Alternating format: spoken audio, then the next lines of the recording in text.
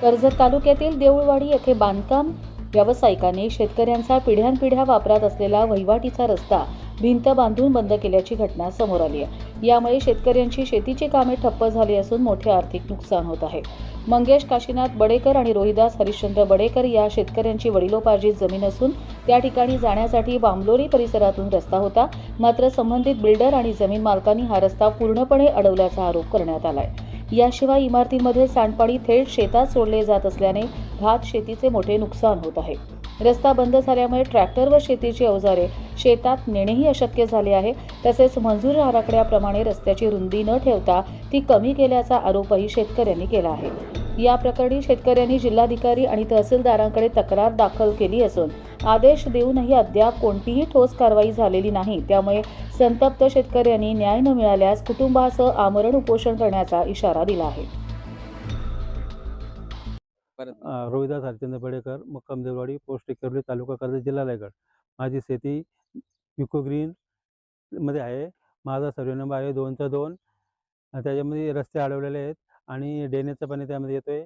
आणि माझा दुसरा एक सर्वे नंबर आहे 2/3, तिथे पण ड्रेनेजचं पाणी येतोय आणि रस्ते अडवलेले आहेत।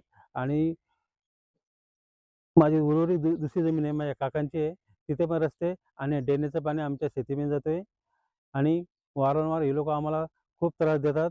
सोसायटी इको ग्रीन सोसायटीमध्ये माझा प्लॉट आहे 2, एक 2/3 आणि 2/2। एक आहे 30 गुंठे, एक आहे 14 गुंठे। ते माझ्यावर खूप दबाव टाकून माझा येण्या-जाण्याचा रस्ता बंद केलेला आहे। माझ्या शेतीमध्ये ड्रेनेजचं पाणी येतोय आणि माझा रस्ते खुले करून द्यावा। रस्त्यांचे 12 मीटर कलेक्टर पासिंग होती, ते भरले 10 मीटर। आणि फेज 1ला स्टील पार्किंग होती, ती स्टील पार्किंग आतापर्यंत गायब आहे। आणि जिथे 9 मीटर रस्ते होते तिथं 6 मीटर भरले।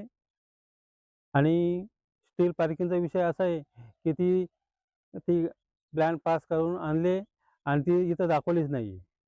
माझा 2/3 सर्वे नंबर आहे, त्याच्यासाठी ते प्रयत्न करतात घेण्यासाठी, तर मी काय देत नाही त्यांना। मला शेतीच करायची आहे।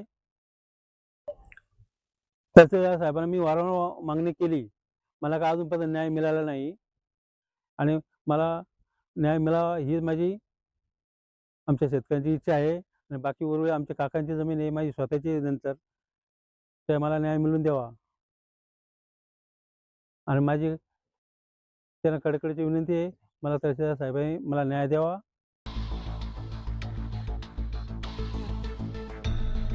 कर्जत लाईव्हसाठी रामदास माई कशे।